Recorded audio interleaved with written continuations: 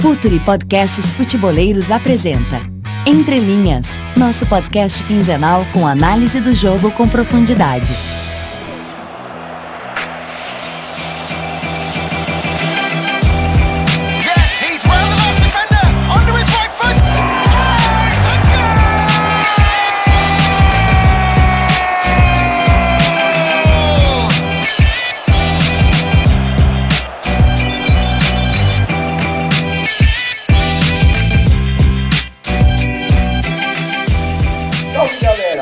Mais um Entre Linhas no ar, episódio 16 dessa vez. Lembrando que a gente agora está com o projeto Futuri, que é nossos parceiros aí no conteúdo, muito conteúdo para debater futebol. E mais uma vez eu estou com o Leonardo Miranda, meu fiel escudeiro de sempre, quando o programa nem era tão bom ainda, tão bem editado como é agora. Mas seguimos aqui com assuntos muito legais. Vamos falar de seleção brasileira, de convocação, de quem precisa entrar, quem não precisa, o que precisa melhorar. Depois a gente vai falar do Grenal. Tudo bem, Léo? Como é que estão as coisas? Salve, galera! Tudo bem pessoal do Future FC? Lembrando que agora o Entre Linhas está nesse projeto que a gente super apoia, a gente super concorda e mais uma fonte para o Brasil e para todo mundo pensar o jogo junto com a gente. E hoje a gente está trazendo esses assuntos quentes, seleção que acabou de se apresentar para os amistosos, inclusive a revanche contra a Alemanha, amistoso contra a Rússia, e depois falar um pouquinho do Grenal, do 3-0 que o Grêmio conseguiu o resultado no Internacional, falar um pouquinho das duas equipes, do Arthur, de jogadores chaves desse grande clássico. Então, começando pela seleção do Tite que se representou. Renato, qual é a sua expectativa entre convocação e realidade para a seleção? A convocação do Tite deu o que falar, ele deixou o Luan de fora, o que, enfim, foi motivo de muita discordância dos gremistas e de muitos torcedores que queriam ver o Luan dentro, e outros jogadores, por exemplo, o Diego do Flamengo, o Diego Souza do São Paulo. O que tu achou da convocação, Renato? Bom, eu acho que aos poucos o Tite está entendendo que ele vai precisar de algumas variações e algumas ideias diferentes para a Copa do Mundo, principalmente, né? Agora esses amistosos vão servir, inclusive, para ele testar essas novas ideias. Como a gente já disse aqui algumas vezes, eu não acho que ele vá romper bruscamente com o tipo de jogo que ele faz. Eu acho que dificilmente ele vai sair desse 4-1-4-1 que a gente fala, com as funções de Renato como organizador, né, como ritmista, como ele vem dizendo aí nas últimas entrevistas dele. Paulinho, um cara mais infiltrador, o Casemiro, um cara de sustentação por trás. Eu acho que ele não vai mudar a estrutura. Eu acho que em questão de estrutura vai ser o 4-2-3-1 em alguns momentos. Talvez até umas duas linhas de 4 para defender, o que eu acho um pouco difícil. Mas ele vai ficar nesses sistemas irmãos, né, como a gente fala, que são ajustes pequenos. Eu acho que o Tite vai apostar, e a gente já vê isso na sua última convocação, em troca de característica. Eu acho que ele vai, de alguma forma, quando ele se vê numa situação muito ruim, de não conseguir propor o jogo, não conseguir achar espaço, eu acho que é uma Copa que vem aí com sistemas defensivos bem coesos. Acho que vai vir muita linha de 5, como ele já está bem preocupado. Então, quando ele leva o Talisca, por exemplo, pensando no meia de chegada na área, de imposição física, de intensidade, eu acho que ele está mostrando um pouco disso. Vamos falar de nomes, que Luan, Diego não deveriam estar, mas eu começo pelo Talisca, porque eu acho que ele é um jogador que ele vem fazendo boas temporadas na Turquia, depois de ter oscilado muito em Portugal, ter brigado. Ele é um jogador de comportamento assim, extra-campo, que já teve muita briga, já teve muito temperamental. Então, ele vem numa regularidade boa na Turquia, fez bons clássicos, principalmente, que é o que vale lá, né, que é um país muito parecido com o nosso. Eles são totalmente doentes pelas equipes deles, e os clássicos lá são sempre muito esperados. E eu acho que é a questão de característica mesmo. Eu acho que ele vai começar a buscar jogadores com peculiaridades que mudam o jogo sem mudar a estrutura. Não sei se é assim que você pensa também. Cara, eu acho que vai ser difícil, conhecendo o Tite e o que a gente espera dele, eu acredito que vai ser difícil ver a seleção defendendo com 2 linhas de 4, pra ser bem honesto. O Tite, praticamente toda a passagem dele na seleção e no Corinthians também, que foi o trabalho dele anterior, ele usou o 4-1-4-1. E o Tite ele gosta muito desse volante mais posicional, que já foi Ralf, já foi Bruno Henrique, já foi, enfim, uma série de jogadores, que é o Casemiro hoje na seleção. Que é um jogador que ele tem muitas atribuições defensivas. O Casemiro é um bom passador, mas na seleção ele joga de um modo ainda mais defensivo do que o Real. E é um volante que cobre a linha de 4, que dá sustentação para a linha de 4 quando um dos laterais está voltando, que faz essa pressão para o zagueiro sustentar a linha, como você mesmo fala, Renato. Então acho que vai ser difícil o Tite abandonar o 4-1-4-1 e defendendo também no 4-1-4-1. O que eu penso que essa convocação nos mostrou, e você falou do Talisca, eu li hoje, se não me engano, no Globo Esporte, que o Tite vai testar o Coutinho por dentro. E acredito que o Talisca, o Coutinho, o Tite ele tá vendo que ele vai precisar de jogadores com uma capacidade de articulação e de pisar na área, de ter essa mobilidade muito maior pelo centro do campo. A seleção, ela joga muito pelas laterais. Isso é uma coisa que eu venho falando há um tempo, inclusive no Entre Linhas, a gente já falou sobre isso. E o Tite percebeu que jogar pelas laterais com equipes que vão ter linha de 5, com equipes extremamente compactas, como ele vai encontrar na Copa do Mundo, pode não ser a melhor alternativa. Então ele está buscando essas soluções para criar mais desequilíbrio no adversário por dentro, nessa região central. Eu acho que o amistoso, eu sempre falo isso, o amistoso contra a Inglaterra foi um divisor de águas, talvez, para o Tite. Ele realmente precisa pensar numa solução para o Renato Augusto, que não é um cara que pisa tanto a área. Ele precisa pensar, até pelo nível físico, mas o Renato Augusto está jogando bem pra caramba na China. Mas ele precisa também pensar num cara que dê esse poder de articulação e que se junte ao Paulinho nessa infiltração. Preencher mais a área, conseguir criar mais desequilíbrio na defesa adversária é o que o Tite, na minha opinião, vem pensando. E é o que o amistoso, principalmente o amistoso contra a Alemanha e contra a Rússia, que são equipes europeias, que são equipes treinados por europeus, com uma mentalidade europeia, ou seja, com uma defesa que pensa o ato de defender no futebol a partir do espaço, que é uma coisa que aqui na América do Sul a gente não vê tanto, é diferente, e o Tite sabe disso.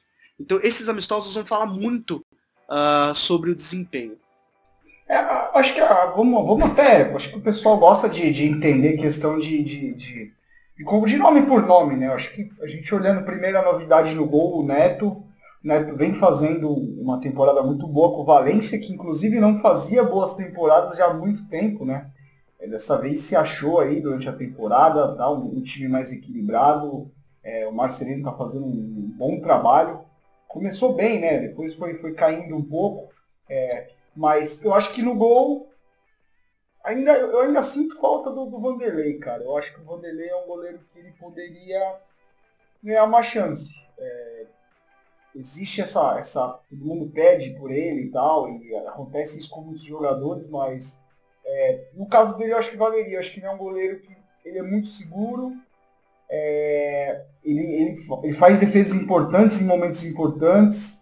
Ele é um cara que joga com o pé razoavelmente bem mediano para cima. Eu acho que ele, perto dos goleiros que tem aqui no Brasil, por exemplo, com os pés eu acho ele melhor que o Cássio. O Cássio tem uma boa reposição numa bola longa, mas com os pés ele vai muito bem. E aí a gente passa para o Fagner, que eu acho que é muito da questão da confiança. Eu acho que o Tite não tem total confiança ainda no Danilo. Então o Fagner é um cara que ele confia na questão da linha de 4, de entender posicionamento, de entender questão de relacionamento dentro do elenco. Eu acho que essas duas primeiras posições ficam assim. Acho que na zaga, eu não sei se você concorda comigo, eu vejo que ele entende o Rodrigo pensando até no próximo ciclo, de ser um cara que já esteja ali convivendo. Mas a fase do Rodrigo não é muito boa, mas a gente tem que também entender o contexto do São Paulo hoje, que não é muito organizado. Então, eu acho que ele fez uma grande Olimpíada, por exemplo. Eu acho ele um jogador de muita qualidade, acho que falta firmeza nas decisões dele em algum momento. Ser um cara mais firme, mais agressivo, mais E para jogar para decidir, ele é muito técnico e às vezes ele segura um pouco isso. Não sei o que você acha desses nomes, cara. Eu penso, o caso do Rodrigo, eu penso que do Rodrigo Caio, eu penso que é aquele típico caso, inclusive, Renato, um grande texto serve de indicação para quem está ouvindo a gente. Você escreveu sobre isso com base no Felipe Melo. Mas serve para o Rodrigo Caio, serve para outros jogadores também, do quanto o coletivo afeta o desempenho individual. Então, o Rodrigo Caio, ele não vem jogando tão bem no São Paulo, é um grande zagueiro, é um jogador que joga bem de volante, é um grande zagueiro, é um bom jogador, já provou isso em outros jogos, mas ele precisa do coletivo potencializando ele. E coletivo é o ponto-chave da seleção do Tite, que é o que a gente não tinha com o Dunga, não tinha com o Felipão. O jogador dentro da seleção, o Tite pensa futebol a partir do jogador inserido dentro do coletivo. E o Rodrigo Caio, dentro do que prega a seleção, ele tá inserido nisso. Então não acho um absurdo, por exemplo, a convocação dele. E aí vai do critério. Inclusive, falar sobre critério é bem interessante, porque a gente precisa, muitas vezes, entender o critério do técnico para ele convocar um e não convocar outro. E queria falar um pouquinho do Luan, que a gente vai abordar no próximo bloco, sobre o Grenal. Mas o Luan não foi convocado por não atender um critério do Tite. Primeiro, até reforçando isso, que eu acho, Renato, que o Tite ele vai testar um 4-2-3-1 sim, mas talvez não como uma grande alternativa. Ele está buscando esse jogador mais central de área a área, que não é o caso do Luan. Inclusive o Guilherme Silva publicou aqui no Twitter, a gente tweetou para vocês, enfim, mandarem suas sugestões, comentários, e o Guilherme Silva pergunta se a liberdade do Luan no jogo do Grêmio e a falta de encaixe no modelo de jogo do Tite é suficiente para justificar a ausência dele na seleção. Para mim, sim. Para mim, é sim um fator preponderante para justificar essa ausência dele. E o Tite deu uma entrevista que ele falou sobre valência física. O Luan ele é um jogador que ele não tem tanto essa característica de jogar de costas, de sustentar um pivô. Ele gosta mais dessa flutuação, ele é um jogador muito leve, fisicamente, mas também de um jogo muito leve. De passadas curtas, de corrida, mas ele gosta muito de flutuar e de jogar de frente para o gol passando. Na seleção, numa Copa do Mundo com pouco espaço, com muita marcação, é preciso de um jogador que fisicamente ganhe esse embate individual, que nem sempre é o caso do Luan, e que tem essa mobilidade dentro do coletivo. O Luan ele nem sempre consegue pisar a área, ele é um jogador às vezes criticado por não finalizar tanto. Então, para mim, sim, é sim de fato um fator preponderante. E para você, Renato? Eu acho que a questão física, a questão do contato, ele é um jogador muito inteligente. Acho que não falta talento ao Luan.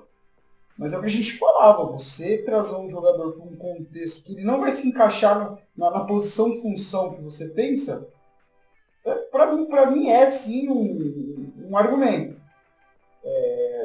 Eu acho que a questão física ela é muito importante, porque pelo que a gente escuta e a gente já conversou com gente próxima da comissão, o Luan, quando convocado, ele mostrou essa questão física não muito forte para um nível de Copa do Mundo, por exemplo.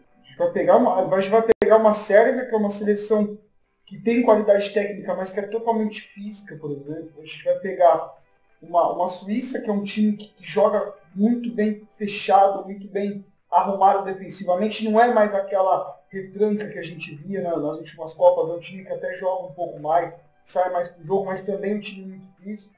E se a gente olhar hoje para o sistema do Tite, o Luan não é esse meia central que faz o área a área, que é o caso do Paulinho. Ele não é um cara... Eu acho que no caso do Renato, ele é um cara que vem buscar bola, às vezes no Grêmio, mas ele não é esse intimista que o Tite tanto fala. Como falso 9, que ele vai muito bem, aliás. Né? Não é que ele vai bem, ele vai muito bem. Principalmente quando ele jogou com o Roger nessa função, algumas vezes com o Renato também, ele foi muito bem. Mas hoje a gente tem o Firmino comendo a bola nessa função. É Gabriel e Firmino e agora o William José, que é uma terceira característica, né? Uma outra ideia.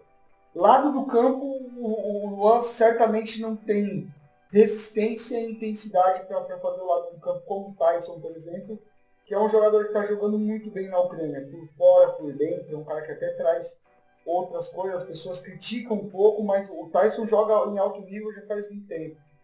Então, eu sinto falta do Luan na seleção pela questão do gosto, assim. Eu acho ele um jogador de muita qualidade, eu gosto de ver o Luan jogar, mas eu consigo entender também, acho que na questão função pega um pouco para ele. Por outro lado, eu acho que o Tite vai muito bem quando ele traz o Fred, o Shakhtar. Eu acho que é um jogador que oferece um outro tipo de característica para o elenco, mais profundidade. O Fred é um cara que consegue ditar ritmo no campo, ele é um cara que ocupa a faixa de meio de campo inteira, é um cara muito móvel, é um cara que tem uma velocidade de execução muito boa, ele é muito dinâmico, ele joga rápido, ele faz a bola circular, é um cara que pode até chegar mais à frente, é um cara que pode ficar um pouco mais posicional. Eu estou muito curioso para ver o desempenho do Fred nesses amistosos. Eu acho que ele é um cara que oferece muita qualidade, muito dinamismo, e no ator ele já é um cara ligado a grandes equipes, fala-se muito de Manchester City, de já se transferir na próxima temporada. Eu acho que é uma bola dentro muito grande do Tite, é um cara que eu gostaria de ver na Copa, se ele conseguir manter esse mesmo nível que ele está tendo, eu acho que é uma bola muito dentro.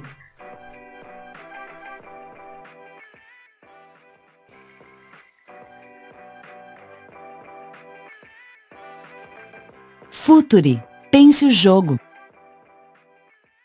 Bom, galera, no segundo bloco, como prometido, vamos falar do Grenal. 3-0 Grêmio no Internacional, na Arena do Grêmio, pelas quartas de final do Gauchão.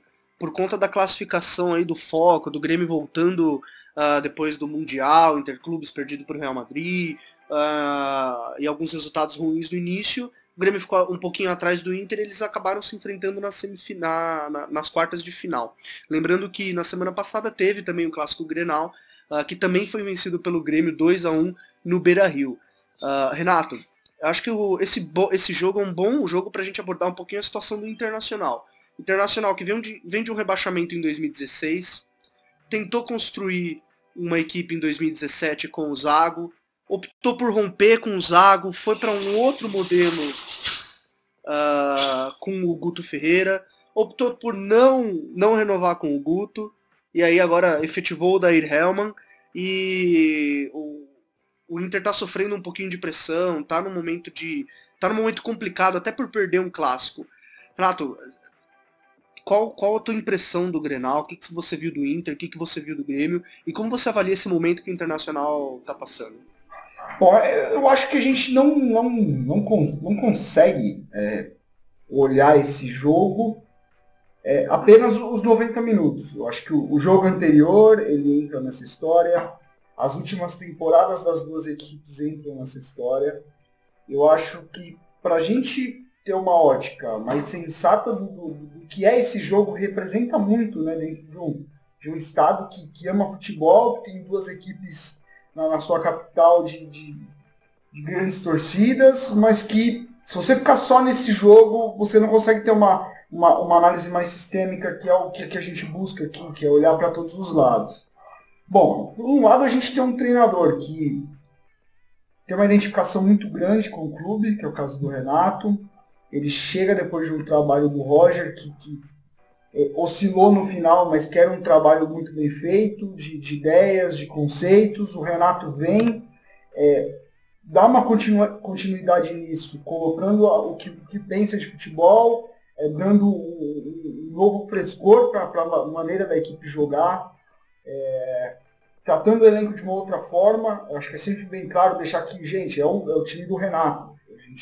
A gente entende que existem algumas coisas que eram usadas no Roger ainda, de fato, mas é o time do Renato, é outra ideia. A gente às vezes critica pelo Renato não abordar a questão do conhecimento, de tirar um sarro, de brincar, mas o time do Grêmio é muito tático, é um time com muita ideia, é um time rico conceitualmente.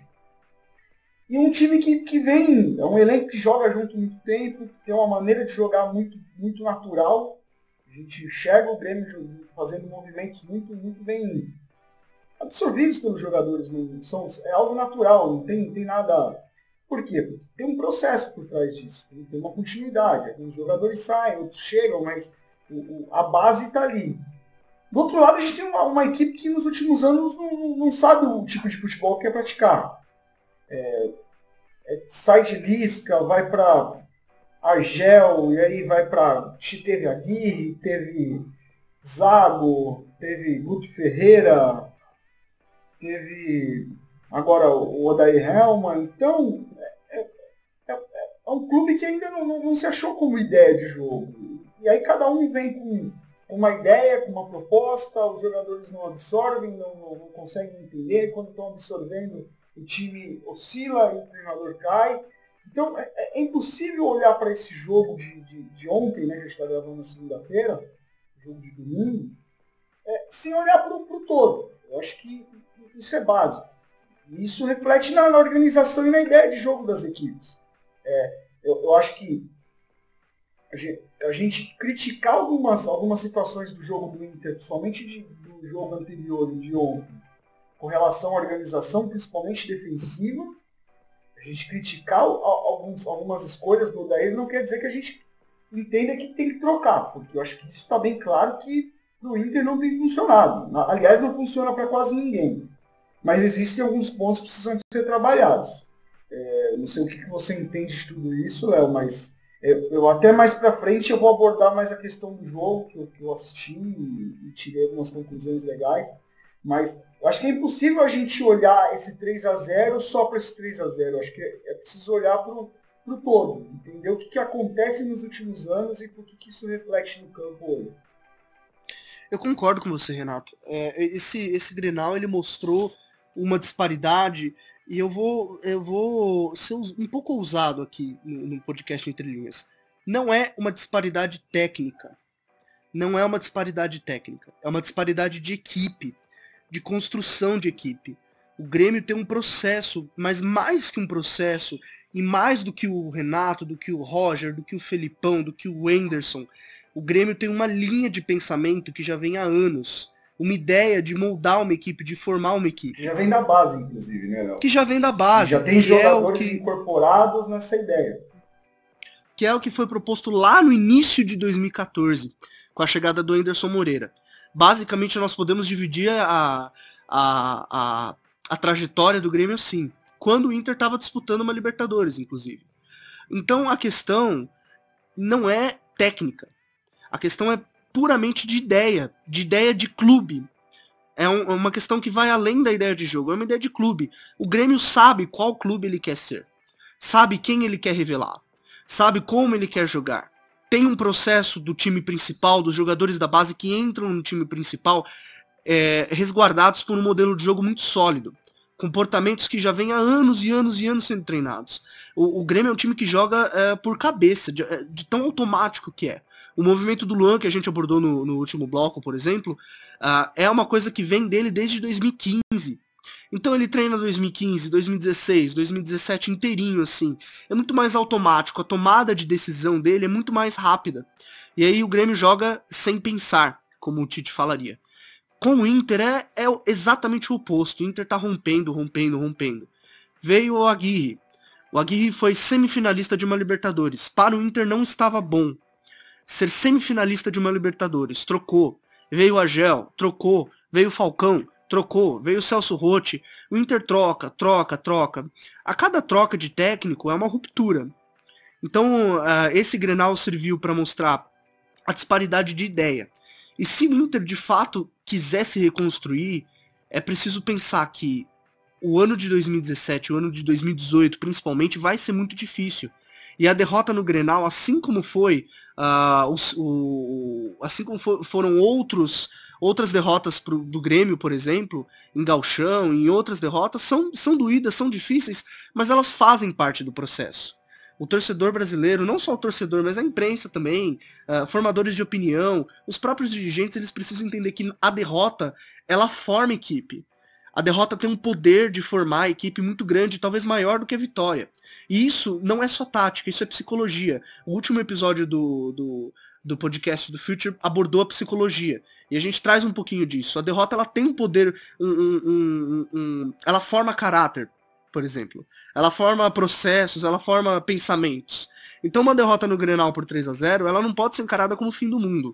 Se o Inter encarar cada derrota como o fim do mundo, vai ficar trocando, vai buscar esse analgésico, essa solução paliativa que mascara a dor, mas não resolve a doença. A doença do Inter é muito mais profunda do que um técnico, do que um jogador ou do que um elenco. Não, sem dúvida. E aí, como eu havia prometido, até olhando para o jogo em si, e eu acho que o último jogo agora, o 3-0, tem muito a ver com o jogo anterior, o 2-1 no Beira-Rio, onde o Inter no primeiro tempo praticamente não jogou, não viu a cor da bola, fez um segundo tempo melhor, é verdade, mas o que a gente viu na Arena do Grêmio foi o Inter repetindo os erros, principalmente na questão da linha defensiva. Inclusive, modéstia à parte, eu postei no Twitter uma análise que eu fiz no programa Bate-Bola sobre um vídeo, tudo. Eu sei que vocês estão escutando, mas eu acho que vendo o vídeo e depois de ter escutado o podcast, isso vai ficar claro para vocês a questão da quebra de linha. O Inter quebrando a linha toda hora e o Grêmio entendendo muito bem que isso ia acontecer. Parecia de fato que era uma arapuca armada, e era questão de tempo. Tanto que o Inter começa o jogo relativamente bem, se a gente olhar para o primeiro tempo do outro jogo. O Inter tem algumas chances, segura bem, só que o Grêmio ele fica naquele jogo curto, triangulação, aproximação, um time muito móvel, e bate na zaga e volta, e tira um zagueiro do lugar, tenta infiltrar, não vai. Os laterais do Inter caçando como doidos, fazendo perseguições longas, e o Grêmio ali rodando. De repente essas bolas começam a entrar. E o Grêmio, a grande questão do Grêmio é gerar espaço e atacar espaço.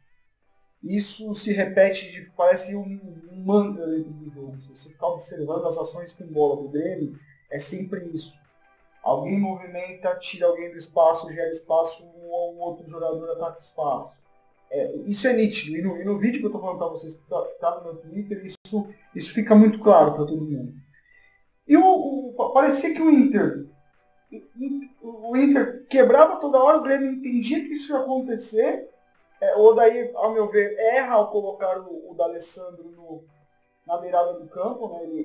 No jogo no Beira-Rio, o D'Alessandro jogou por dentro e o time perdeu muita combatividade no centro do campo. Eu acho que o Odair entendeu, eu vou jogar ele para o lado, para ele fazer uma recomposição e tal, um pouco mais leve. Sem bola, o D'Alessandro, em boa parte do primeiro tempo, principalmente, ele fez esse trabalho de forma ok. Não foi exigido em alguns momentos e cumpriu. Mas quando o Inter recuperava a bola, ele não tinha força para fazer a transição, porque, gente, o D'Alessandro já tem uma idade elevada, ele jogou 90 minutos na Copa do Brasil no meio de semana, pegou um Grêmio descansado, né, que também entra na análise geral. E aí no gol do Grêmio, que tem toda aquela movimentação, que a gente fala que é um efeito dominó, que se tira um jogador da linha, o Dourado cobre a linha, ninguém cobre o espaço do Dourado. O Maicon, aliás, quem não viu o gol ainda, ou quer ver, veja de novo, e veja a movimentação do Maicon. O Maicon, o movimento sem bola dele, na hora que a bola chega no Ramiro, ele arrasta 2 jogadores do Inter. Então, nesse momento, tem Ramiro e Léo Moura sozinhos no lado direito do campo, onde o D'Alessandro estava. E até o Calçade no programa, algo que eu não tinha visto, o Calçade levanta e fala: dá uma olhada no D'Alessandro. O D'Alessandro está com a mão nas pernas. Ele está, que já era final de primeiro tempo. Ele já estava fazendo esse movimento de ida e volta a todo momento. Então, deixa eu olhar para o jogo de uma forma geral. E aí o segundo tempo do Inter descambou total. O terceiro gol é gol besta, gol infantil, de casquinha na bola, lateral e ponta totalmente errado, e aí a bola entra. Então, acho que tem muito disso. E aí você vê a diferença também. O Grêmio hoje tem o Jeromel que está na seleção, tem o Arthur que vai ser vendido para o Barcelona, já foi vendido, né? Vai chegar lá no ano que vem. Então é complicado, é o que você disse. O Inter não pode ser uma morte a cada derrota, uma morte de uma ideia, de um projeto. Tem que insistir mais, não é? Exato. E a questão da linha defensiva que você citou, o Grêmio sabia, muito provavelmente, talvez o Grêmio nem sabia, não é que não sabia, mas o Grêmio tem um modelo de jogo e impõe esse modelo de jogo frente aos adversários. É um time que sempre, com ajustes estratégicos, claro, mas é um time que tem um modelo tão bem definido, tão bem trabalhado, que acaba impondo esse modelo. É tão rápido, a execução e a agilidade das ações é tão rápida que acaba se impondo sobre o Inter que está em construção.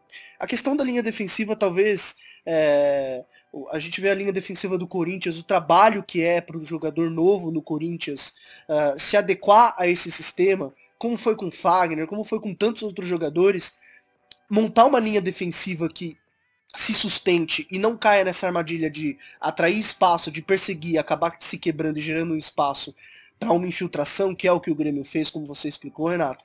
É difícil, leva tempo.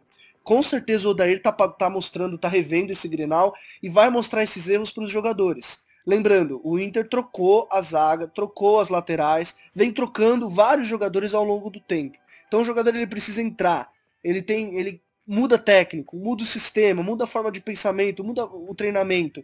E a linha defensiva, que é um conceito que deveria ser do clube e não do treinador, que deveria ser do clube e não dos jogadores, normalmente é deixada de lado com tanta troca. Então, pensar que o Grêmio tem um time mais maduro, não tecnicamente, mas taticamente, de ideia de jogo, é uma chave para o Inter entender os próprios erros. A questão do Dalê pelo lado, eu acredito que o Odair ele pensou de tirar o Dalê de uma zona de pressão muito grande do centro. Os volantes gremistas são volantes que fecham mais a marcação, e lá pelo centro também, o Dalê recebia muitas vezes a pressão do Jeromel. Então ele pensou em colocar o Dalê, por exemplo, para confrontar individualmente um lateral, o Léo Moura, como você falou, e o Ramiro, que muitas vezes o Ramiro faz um trabalho defensivo, mas o Ramiro, quando ele flutua, acho que ele pensou em deixar o Dalê um pouquinho mais à frente para receber a bola livre e sair do Léo Moura. Acabou não acontecendo porque o Dalê não tem essa resistência física tão grande para fazer isso e, enfim, bate a pressão, bate o cansaço de um a 0 no finzinho do primeiro tempo. Também as circunstâncias do jogo ajudaram bastante o Grêmio, porque o Inter empatava o jogo até 47 do primeiro tempo. O Grêmio fez o gol e aí no segundo tempo conseguiu se impor, como é esse jogo mental do Grêmio. Então a gente precisa entender o papel do tempo no Grenal. E o Inter tá vivendo um momento de crise, é um momento difícil, mas se troca tudo de novo. Talvez não seja o caminho, se afobar tanto assim. O caminho talvez seja apostar no treinador, apostar numa ideia de jogo ou num pensamento mesmo. Acho que o Inter não tem pensamento de futebol, não tem pensamento de clube há muitos anos. Eu acho que tem muita questão do elenco do Inter também. A gente até conversava com o Vinícius Fernandes, que nesse momento está na live do Inter, também falando de futebol, e ele acompanhando o lado sul um pouco mais de perto, e ele concordou comigo nesse sentido. O Odair pensa para o Inter uma equipe que tenha mais a bola, que trabalhe melhor a posse, que se apoie mais em campo, que construa mais, seja mais propositivo. Só que eu concordo com você quando a gente diz que o Inter não é uma equipe tecnicamente fraca. Eu acho que o Inter tem jogadores de qualidade, inclusive. Acho que tem jogadores que seriam titulares em várias equipes pelo Brasil. Mas, para mim, a grande questão é que o Inter não tem um elenco com perfil de propor jogo. Eu acho que, no geral, são jogadores de um jogo mais físico e mais reativo. A gente pega Potker, a gente pega Nico Lopes, que jogando no Nacional, um time que se fechava muito e saía muito em velocidade. Você tem o Damião, que é um cara que retém bola, que tem essa disputa no alto mais forte, um time de jogador mais físico. Você tem o Edenilson, que é um cara de boas transições. E tem apenas um D'Alessandro, esse cara que tem uma capacidade associativa de um passe mais profundo, de mais qualificado. E eu acho que só. O Camilo, um sono do caramba, sabe? A linha defensiva, quando exposta, sofre. Então, eu acho que é muito questão de identidade e elenco também. Por outro lado, você tem no Grêmio jogadores que tem como essência deles ter a bola. O Maicon, que é um jogador de saúde de São Paulo, que era tido como lento. Inclusive a gente pode falar sobre isso, né? Se cobra velocidade em São Paulo. Mas o Maicon saiu daqui como um jogador leve.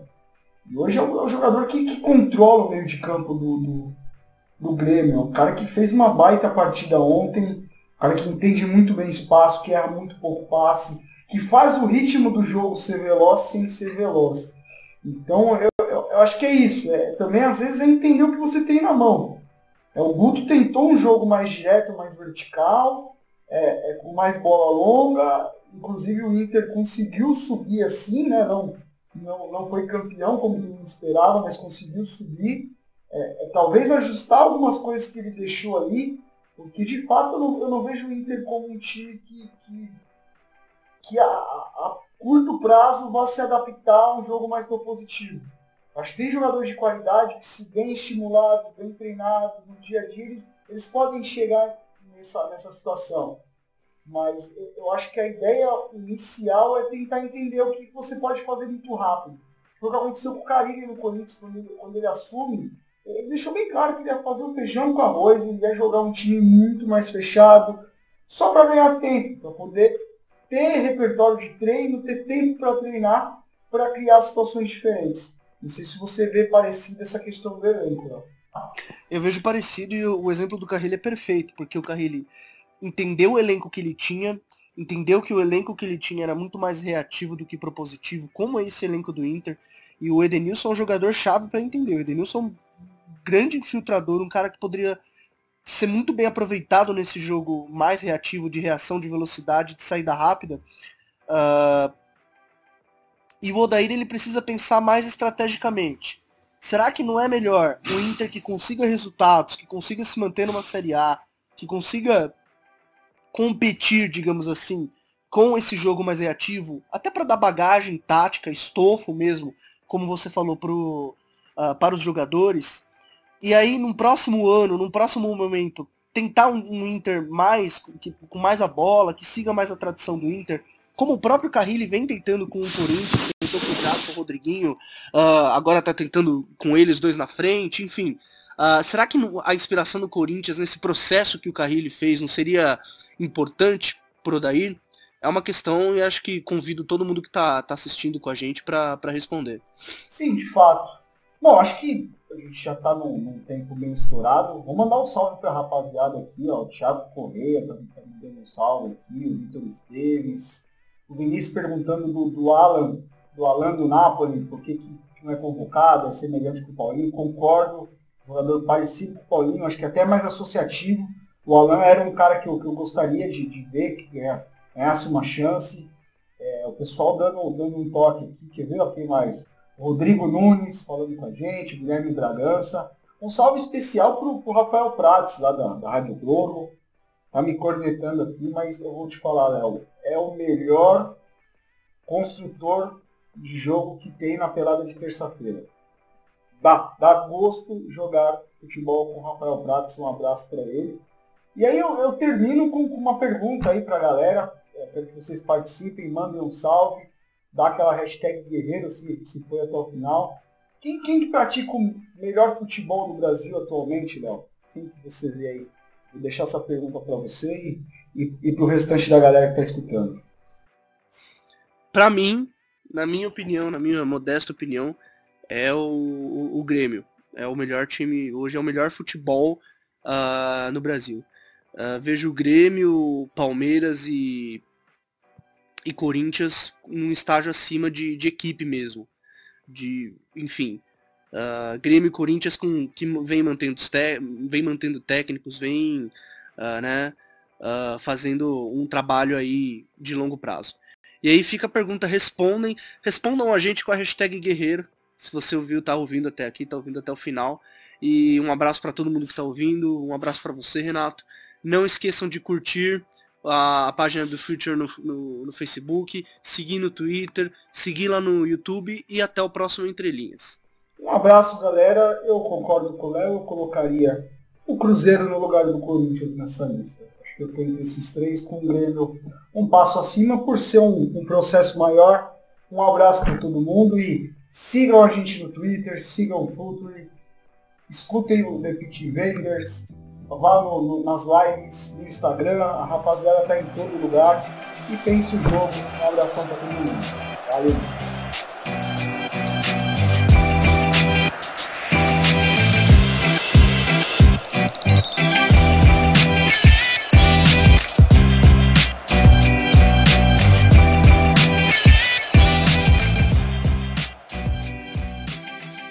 Projeto Futuri apresentou Entre Linhas.